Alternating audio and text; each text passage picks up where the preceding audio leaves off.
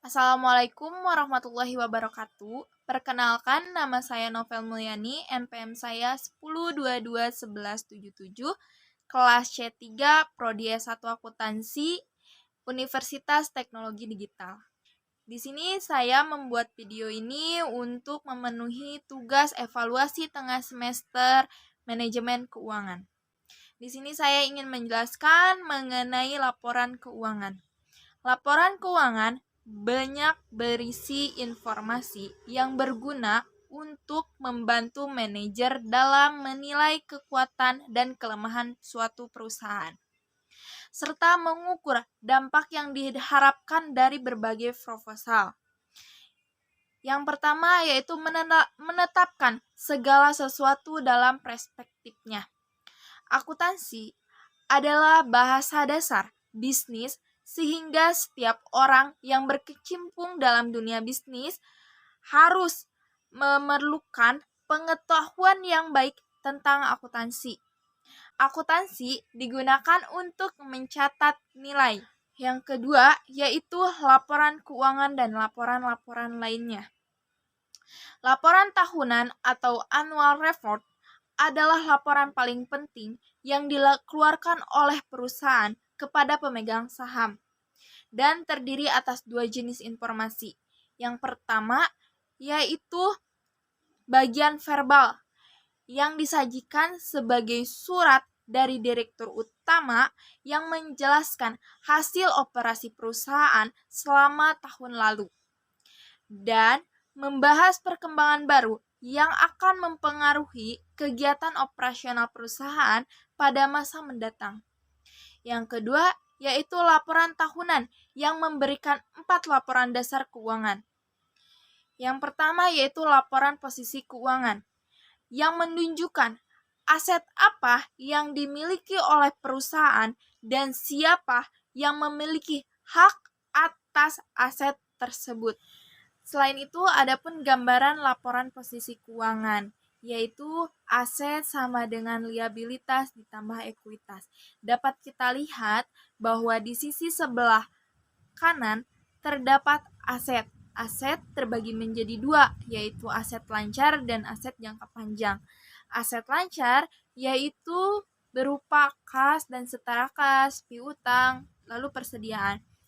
Lalu ada aset jangka panjang yaitu mengenai pabrik dan peralatan neto ataupun aset jangka panjang lainnya yang akan menghasilkan yaitu total aset. Dan di sebelah kiri dapat kita lihat bahwa di sana ada liabilitas dan juga ekuitas. Liabilitas terdapat dua yaitu liabilitas jangka pendek yang mengenai upah dan pajak yang harus dibayar, utang usaha, dan juga wesel bayar. Lalu ada utang jangka panjang. Kemudian ada ekuitas pemegang saham, yaitu saham biasa ditambah dengan saldo laba yang hasilnya harus sama ya. Yang akan menghasilkan total liabilitas itu ditambah dengan ekuitas sehingga akan menghasilkan total yang sama dengan total aset tersebut. Dapat kita lihat di dalam contoh berikut ini. Ini tentunya ada asetnya ya. Ini ada aset lancar dan juga aset tidak lancarnya. Lalu kemudian ada total asetnya, kemudian ada juga liabilitasnya, lalu ada total liabilitasnya, lalu ada ekuitasnya juga sama, lalu liabilitas ditambah ekuitas sehingga akan menghasilkan jumlah total atau total yang sama, yaitu total aset sama dengan liabilitas ditambah ekuitas. Yang kedua yaitu laporan laba rugi atau income statement adalah laporan yang merangkum pendapatan, beban, dan laba perusahaan selama satu periode pelaporan, biasanya yaitu 1 tahun. Penjualan neto ditunjukkan pada bagian atas laporan, sedangkan biaya operasi, bunga, dan pajak dikurangi untuk mendapatkan laba neto yang tersedia bagi pemegang saham biasa. Dapat kita lihat dalam contoh tersebut, yaitu adanya pendapatannya, ini pendapatan dikurangi oleh beban-beban, lalu akan menghasilkan sebuah laba usaha, lalu dikurangi oleh biaya atau bunga, sehingga menghasilkan laba sebelum pajak, lalu dikurangi oleh pajak sehingga akan memperoleh laba periode berjalan. Yang ketiga adalah laporan arus kas, yaitu laporan akuntansi yang menunjukkan berapa banyak kas yang dihasilkan oleh perusahaan.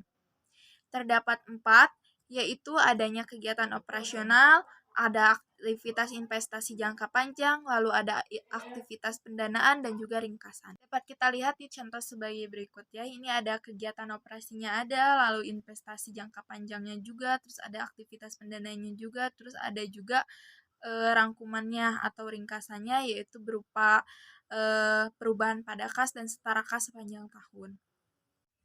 Yang keempat yaitu laporan ekuitas pemegang saham yang menunjukkan jumlah ekuitas yang dimiliki oleh pemegang saham pada awal tahun, hal-hal yang meningkatkan atau menurunkan ekuitas serta ekuitas pada akhir tahun.